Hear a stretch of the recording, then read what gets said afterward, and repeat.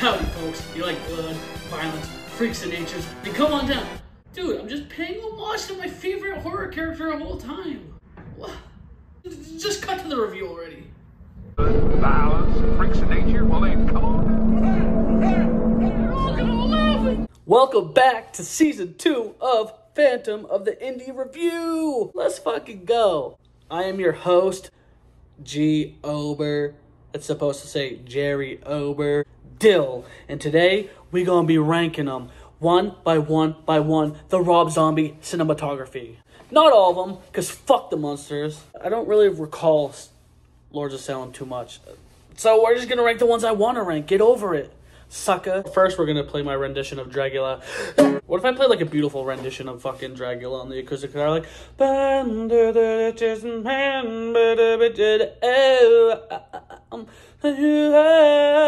Rob Zombie, famed rock and roll musician, outcast, ne'er-do-well. Some say he's a scholar, some say he's a hillbilly hellboy from Planet Fuck.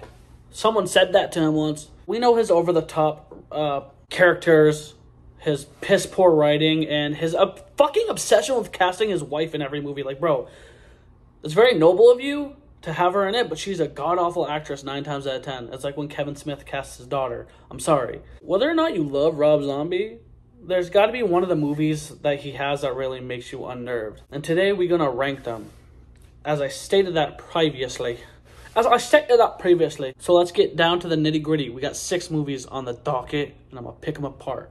Coming in at number 6, and let me establish that all these movies aren't bad. Like, from 1 through 6, they're all pretty decent in my opinion. I like that gore fest. I like that slasher. I like that chaotic, almost like that outsider vibe where, like, you have this, like, fuck the government type of, hate-breeded characters, and he really hones in on that subgenre. You know, he almost invented it.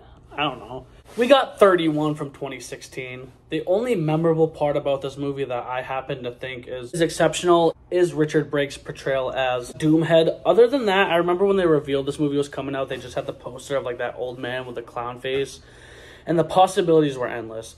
And then when I found out it was just like another generic, sick torture game, almost like fucking banking off the Hunger Game crowd, but also banking off the Halloween aesthetic, I was pretty disappointed. It's Halloween in the late 1970s, the way Rob Zombie does it. And there's a group of carnival workers that are hanging out, buddying around. And one thing I will say about this group is they have good camaraderie and their friendship seems very in tune and almost like, you know, Rob Zombie casts his friends. So with Sherry Moon Zombie and Jeff Daniel Phillips, I feel like they give a pretty relatable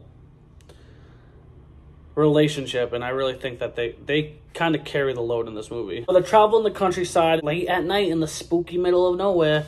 They're attacked by scarecrows and drug into this demented game of 31. This one has an abundant amount of carnage, kills, brutality, vile acts of criminal insanity, and that for me is the gist of this one. It doesn't have much substantial to it. It doesn't have much thick plot. It's almost like a surface level story in my opinion with that Rob Zombie twang on it. I just wasn't big on it. He was at the time in his career where people are starting to question his abilities as a filmmaker. But it's a serviceable movie. It's one of those ones that I personally like to watch around October.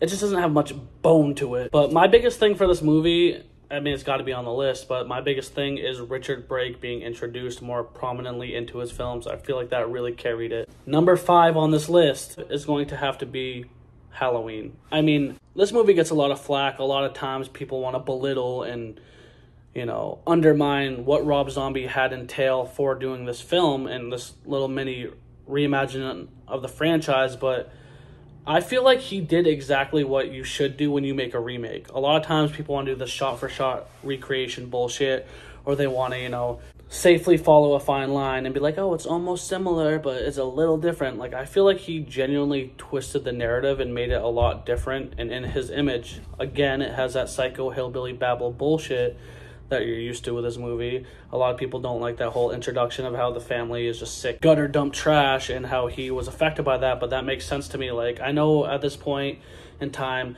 Michael Myers is an enigma. He's the shape, he's a supernatural being, but why can't he just be this chaotic, crazy kid that grew up in a hostile environment? To me, that's more brutal, that's more traumatic, that's more scary. That's what I like out of horrors. I don't like this fucking ghost shit, like, oh yeah, he comes back every year, even though we put a bullet in him 6 times. I shot him 6 times. So it's like the believability of the neglected kid gone psycho is more provocative to me. It's more provocative. It's more provocative. What did I say? You know how there's so many people that are like, you can't follow up with John Carpenter's masterpiece, blah, blah, blah. Honestly, I think the Halloween franchise is dog shit. I always have. Michael Myers is a dumpster fire of a character. The plot's stupid. Laurie Strode can suck my nuts. I'm sorry, I really feel that passionate about it, and there's people out there that belittle me all the time for it, but fuck Halloween. Do I love Rob Zombie's interpretation on it? No, but it's serviceable, and it's creepy, and it brought more of a demented tone to the character Michael Myers, who was portrayed by Tyler Mane. Malcolm McDowell as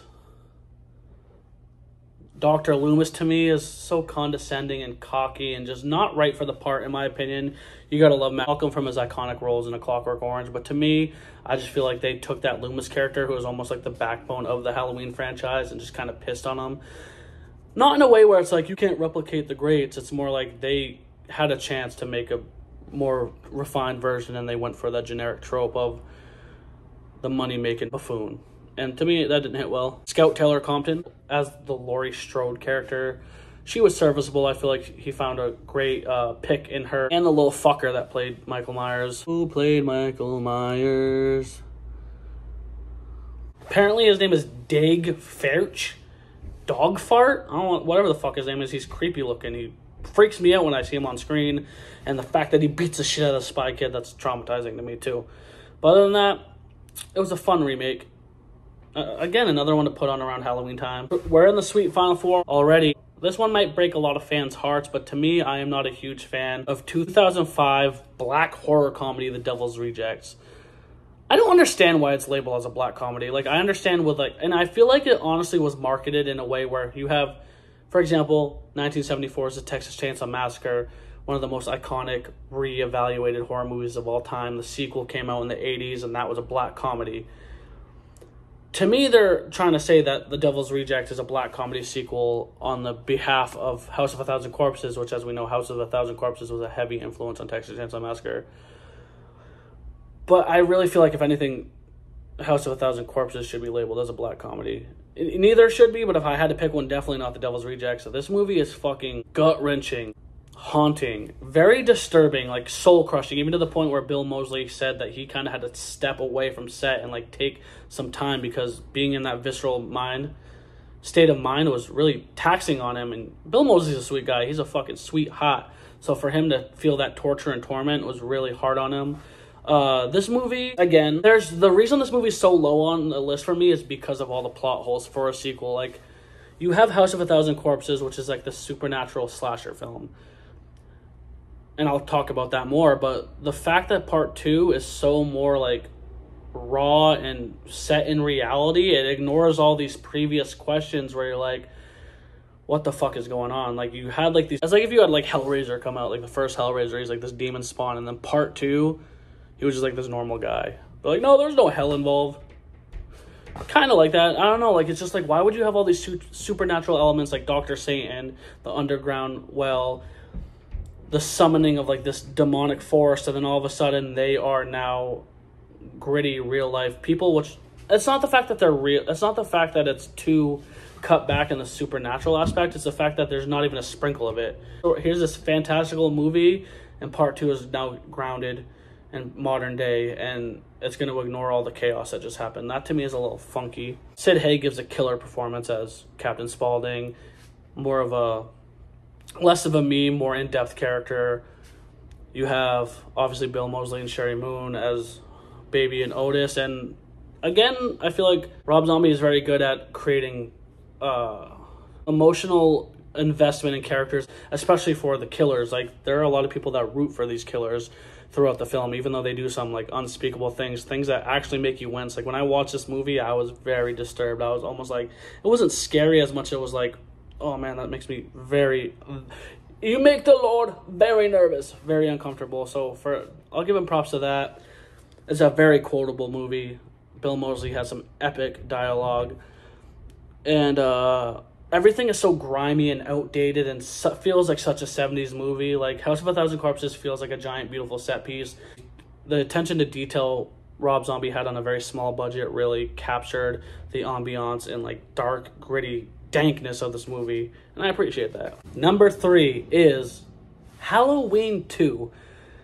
This one is more of an unconventional sequel, but unlike Devil's Rejects to House of a Thousand Corpses, it follows a continuous narrative that adds to the story. To me, in my mind, it's a lot like the original Halloween 2 or even Halloween Kills, where it is kind of a middle chapter. Like, I understand the whole notion where Rob Zombie wanted out of his contract. He's like, I'll do one more Halloween movie, but I'm not really making a trilogy. And that kind of sucks. But trilogies are so outdated nowadays. They're so overdone. And people really bank on them. So for, like, a second piece of this story, I found very good. Especially from the performances at hand. Brad Dourif, Danielle Harris, the return of Tyler Mane as Michael Myers. And it's more of an ensemble cast. Like, it's more of like a pieced together structure of Halloween. The first one focuses heavily on Michael Myers' build-up and then his obsession with going after that Laurie Strode character. I don't fucking know her name in the movie. I can't remember. And then the second one is a good solid is a good companion piece, is really what it is. If you don't have a trilogy, you should have a companion piece. They do spend a lot of time with Michael Myers just kind of like walking through the woods like, 500 miles, and like they don't really focus on Michael that much, but I feel like this movie, especially because it's a sequel, has more merit to it. Like, when you recreate an IP like Halloween, you better fucking be spot on, but with the sequel of that remake, I feel like it delivers. There's some alluded imagery that Rob Zombie focuses on with the horse statuette and like just like this trippy, like devilish craze in his mind, where it's like a lot of people think that like imagery is like pointless, but the stylistic perception is kind of like opening into the mind of madness, and I really find that powerful. I think Rob Zombie, as much as he didn't want to do this movie, he really was like, hey, I'm gonna make, again, he continued on with the story with his own spin. It wasn't exactly what you expected for a second movie, and that is more impactful to me than just a fucking safe bet. Like, when I first watched Halloween 2, I was like, this movie isn't that good, but then I thought about it, I was like, damn, he did something that I personally did not expect. Now we're on the final 2, baby. And before I get to my number 1, which should be obvious to you, like, it should be, like, if you watch my channel and if you fuck with me personally, like, it's obvious. But I feel like what might piss people more off than having the obvious number 1 is what I chose for number 2. And number 2 is 3 from Hell. The more times I've seen 3 from Hell, the better it gets for me. And I argued before the fact that, you know, Sid Haig's character, Captain Spaulding, is only in like a scene of this movie because Sid Haig himself was dealing with ailments and ended up passing away. So, you know, due to age and sickness, he couldn't really contribute to that. And the fact that the movie's still called 3 from Hell, you know for a fact when they advertised it, it had to have been Spaulding, Otis, and Baby, and it had to have been about those 3.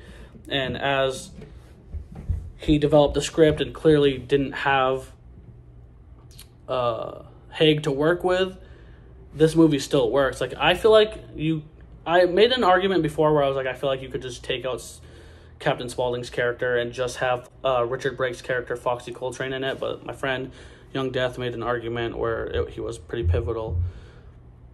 Maybe it wasn't Young Death. He definitely told me to make this video, but someone told me that they disagreed, and I started to understand that. But Foxy Coltrane, Richard Brake as the third piece to this demonic trio, I feel like sealed the deal for me. Like, honestly, if it was a run-of-the-mill, fan service, nostalgia-fueled conclusion to a trilogy with Sid Haig and all them, like, it just would have felt like it's all been done before, one and done. This movie still has that brutal, disgusting ugliness to it, and like it doesn't miss a beat. And also the fact that they kind of sympathize more with Bill Moseley's character and really make Sherry Moon Zombie's character, Baby, very crazy and super like off the hinges. And the fact that Otis notices that was really cool to me too, because like the second one is almost like such a meme movie, like Tutti fucking Fruity, all these snippets where you can be like, ha ha ha, like these guys are crazy fucks. But the third one, they go both ends. With Baby, you're like, holy shit, she is mad, but you sympathize with her. And then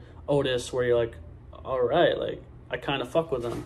And then that whole like last like half of the movie, that whole tail end piece of the movie where they're in that like little Mexico village, I really liked. They have that dude back in it from 31.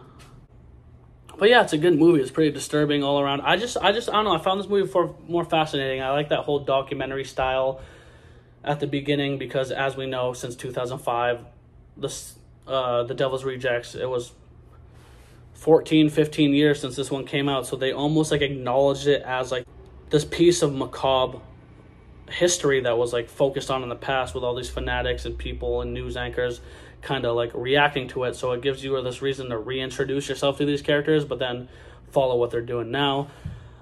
It's just a fun movie. It's humorous in a way that's more genuine. Richard Brake and Bill Moseley together, they just have this good brotherly like connection. The tail end of The Devil's Rejects showed that love between them with like, you know, all like that getting tortured and then that Freebird scene. But the third one really emphasized these characters and almost wrapped it up with a beautiful bow tie, but still had that really gritty, disturbing chill down your spine to it, and I really like that. And now, motherfuckers, time for number one. As you know, I ain't even gonna hide it anymore.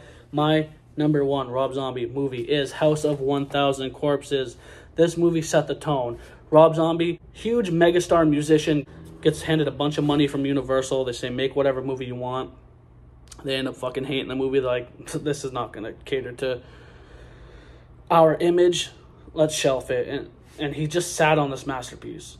And when this movie came out, I remember specifically my brothers told me about it and they made me watch it, and I literally could not sleep at night. So this has like that nostalgic factor to me with like, to this day, people will make fun of me when I watch this movie with them because when it gets to that scene where they fucking show the dark of night and they're all wearing the fucking face paint and robes and the well comes up and it's just like I up until this year, I shut off the movie. I really did. It's just such a fucking iconic film. From the opening scene, the masterpiece opening scene, like I could literally recite the entire fucking first 15 minutes of this movie and not miss a word. The introduction of Captain Spaulding, that gritty, almost like From Dusk Till Dawn, you know, Quentin Tarantino-esque vibe where like, you know, it's a horror movie based off the poster and the images, but that first scene until the bank robbers come in, it doesn't seem like it's all that scary. It embodies Halloween in the fullest extent. Like, I'm really not trying to hype this movie up, but you get introduced to the Firefly family. The cinematography, even though it's very inspired by the Texas Chainsaw Massacre and late 80s, 90s grindhouse slashers, I feel like when you put this movie on and shut off the light, it feels like a fucking dark night in the 1970s on Halloween. And it's so atmospheric. Like, that's the key word to this movie, atmospheric. You have a young Rainn Wilson, and Chris Hardwick as Jerry steals the show for me. Other than Bill Moseley, this movie just paints a sinister picture that kind of stains the wall of your minds after you think about it. It's just a full-fledged story. It could have been a one and done. It could have been an iconic masterpiece, in my opinion. You know, you have the lore of Dr. Satan, which what I was referring to with The Devil's Rejects. Like, this movie is so supernatural and terrifying. It starts off as like this gritty, low-budget slasher, but then unfolds that there's like this demonic presence, Dr. Satan, underground, and it really caters into this like head trip rush of a fucking baffling nightmare. And then when you get to the sequel, you're like, well, now it's really rained down. You have some beautiful imagery. It's gut busting. Like, when I watch this movie, I laugh out loud more times than I get like shudder, and I shudder quite a lot. The character Tiny, the overall aesthetic of this movie is just so beautiful, and that is why House of 1000 Corpses is my number one movie. Please comment down below, guys, how bad you hate my list and how much you think I fucking suck. Subscribe. So hit that little ding-a-ling button that harasses you saying, hey, it's me, I got a new video, and I'm gonna say it one time, give me a hell yeah for horror. Dr. Satan! And now is the perfect time to mention that on October 11th, I'm going to be seeing House of 1000 Corpses in theaters for its 20th year anniversary, and I am so hyped. So expect a video for that shortly after. Oh, it's going to be